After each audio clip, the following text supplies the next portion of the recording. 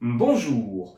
L'objet de cette vidéo introductive est de présenter une série de capsules pédagogiques qui sont les briques d'un enseignement de programmation en langage C destiné aux étudiants de deuxième année de licence ayant une première expérience de la programmation en langage Java. Cet enseignement est dispensé à l'UFR Sciences et Techniques de l'Université de Bourgogne.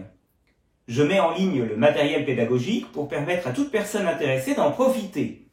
Vous pouvez suivre cet enseignement si vous avez une première expérience, même limitée, en programmation. Il est complété par des éléments de langage C++ qui seront abordés dans une autre série de capsules pédagogiques.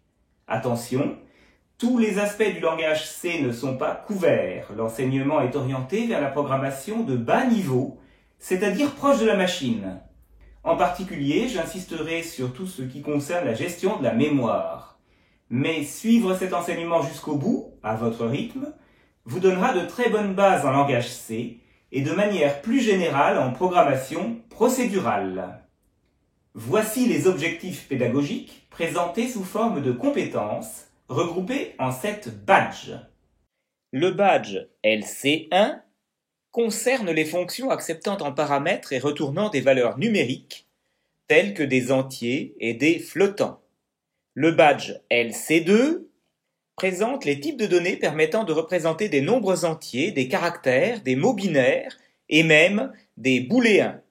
Le badge LC3 concerne les opérations permettant de lire et modifier des bits à l'intérieur de mots binaires.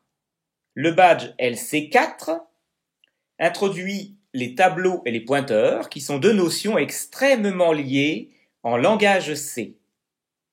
Le badge LC5 concerne les chaînes de caractères, qui sont un cas particulier de tableau. Le badge LC6 présente les variables dynamiques, c'est-à-dire des variables situées dans une zone mémoire particulière appelée TAA. Et enfin, le badge LC7 introduit les structures qui permettent de représenter des données complexes. Les vidéos ne sont pas de qualité professionnelle. Elles peuvent contenir quelques erreurs, donc soyez vigilants, et aspérité. Elles viennent en complément de documents écrits qui proposent en outre des exercices d'assimilation indispensables pour monter en compétences. N'hésitez pas à reprendre sur machine avec un compilateur C. Il en existe plusieurs en ligne qui ne nécessitent aucune installation ni configuration. Les exemples présentés dans les documents et à traiter sur machine, mais après une étape de réflexion sur papier, les exercices proposés.